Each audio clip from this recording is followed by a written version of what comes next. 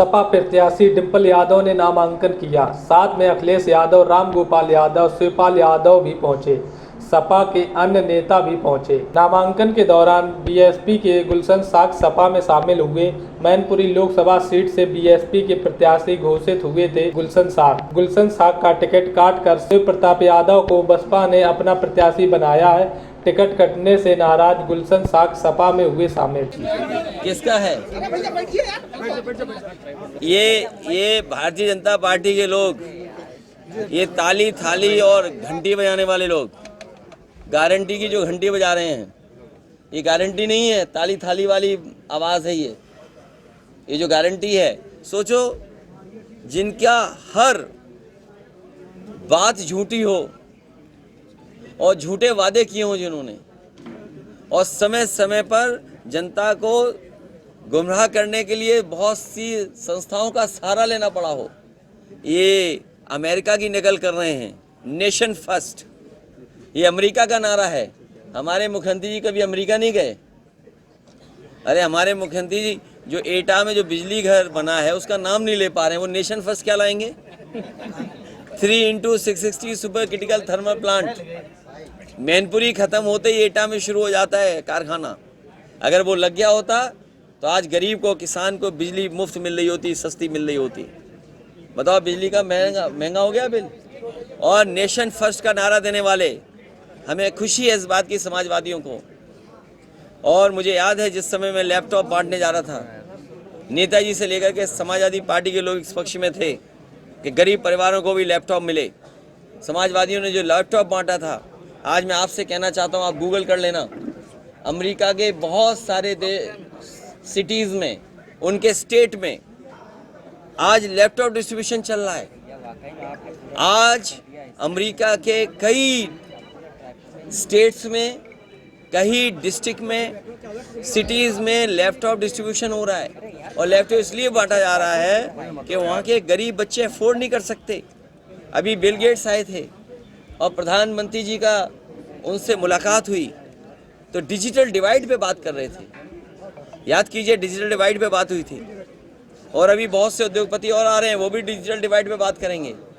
अगर digital divide पर किसी ने काम किया तो समाजवादियों ने किया। ये नेशन फर्स्ट वाले केवल सड़कों से जानवर हटा दें, बस इनकी प्रायोरिटी हो कि सड़क पे जानवर न दिखाई दे। गुलशन साख के शामिल हुए आपके, मैं इनका धन्यवाद देता हूँ। ये नौजवान जुझारू काम करना चाहते थे, अपने समाज को जगा करके अपने साथ वोट ला करके लड़ना चाहते थे। लेकिन देखिए आप, बीजेपी का फ़ोन आया होगा, बसपा ने टिकट बदल दी। वो बीजेपी के फ़ोन से बसपा ने टिकट बदली है। कन्नौज से अभी तक प्रत्याशी घोषित नहीं किया है आपका? बहुत जल्दी घोषित हो जाएगा। आप ही लड़ सकते हैं? उन्होंने कहा समाजवादी मैंने कार्यक्रम नहीं देखा, लेकिन मैंने उस कार्यक्रम की तस्वीरें देखी हैं। और तस्वीरें बताती हैं कि मंच तो थोड़ा बहुत थे लोग, लेकिन कुर्सियां सब खाली थी। और सुनने में आ रहा है कि जो हमारे मुख्यमंत्री जी आए थे दूसरे प्रदेश के, वो मैनपुरी का विकास देखने आए थे और वो विकास देख के गए हैं। मैं उन्हें भरोसा दिलाता हूँ कि रनवे से लेकर के एक्सप्रेसवे और ये 4 लेन सड़कें जो उन्होंने देखी होंगी मैनपुरी की, समाजवादी पार्टी को जिताने जा रही है। दूसरे दल जो सामने हैं, उनके पास दिखाने और बताने को कोई काम नहीं है। सुनने में आ रहा है कि पूरे देश की होर्डिंगों से जो जो लोकसभा के उनके प्रत्याशी हैं, उनकी तस्वीर हटा दी गई है। जितने भी लोकसभा के प्रत्याशी हैं, उनकी बड़ी बड़ी होर्डिंग पर तस्वीर गायब है। जनता जब 10 साल का दिल्ली का आकलन करेगी और 7 साल उत्तर प्रदेश सरकार का आकलन करेगी, तो वो सब चेहरे गायब हो जाएंगे। उत्तर प्रदेश से भारतीय जनता पार्टी का और देश की राजनीति से भारतीय जनता पार्टी का सफाया होने जा रहा है। महंगाई चरम सीमा पर इन्होंने पहुंचा दी। महंगाई इसलिए भी है कि कुछ लोगों को ये मुनाफा ज़्यादा कमाने दे रहे हैं। मुनाफा कमाने से और जिस तरीके से भ्रष्टाचार हुआ है इलेक्टोरल बॉन्ड में, क्या कोई सोच सकता है कि इलेक्टोरल बॉन्ड के बहाने ईडी, सीबीआई, इनकम टैक्स को आगे कर करके चंदा वसूला गया हो।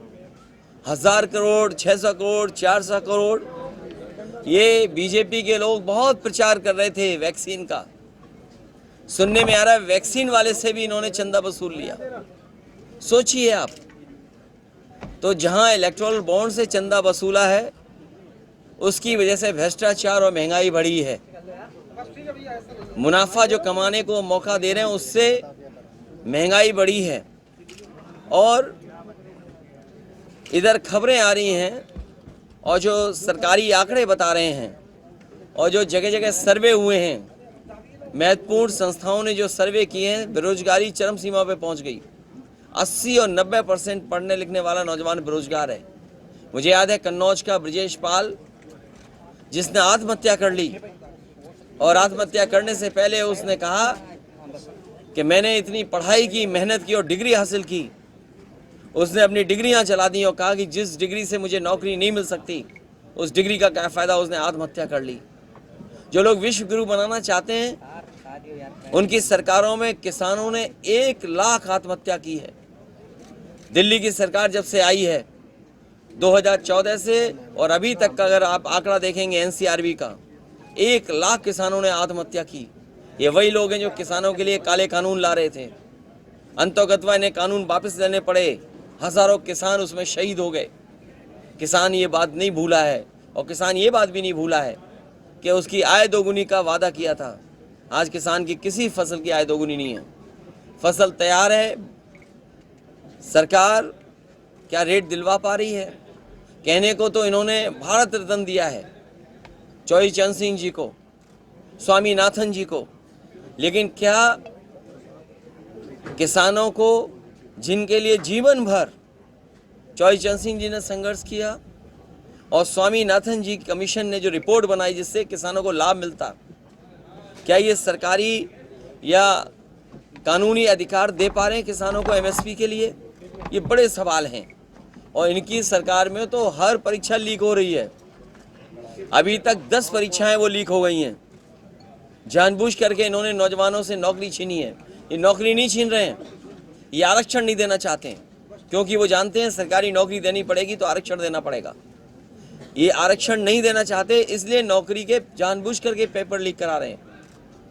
और अग्निवीर जैसी व्यवस्था को कभी समाजवादी लोग स्वीकार नहीं कर सकते हैं। जो 4 साल की आधी अधूरी नौकरी है, आने वाले समय में हो सकता है ये खाकी वालों की भी 4 साल या 3 साल की नौकरी कर दें, तो सोचो इनका भविष्य क्या होगा।